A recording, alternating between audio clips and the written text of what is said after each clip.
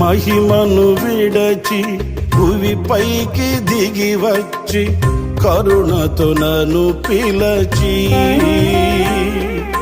సత్యమును బోధించి చీకటిని తొలగించి వెలుగుతో నింపితివి.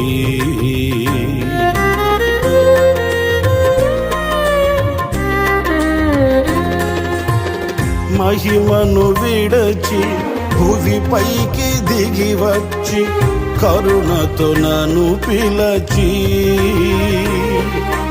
సత్యమును బోధించి చీకటిని తొలగించి వెలుగుతో నింపితివి. సదయుడవై నా పాదములు తొట్టిల్లనివ్వగా స్థిరపరచి నీ కృపలో నడిపించువాడవు.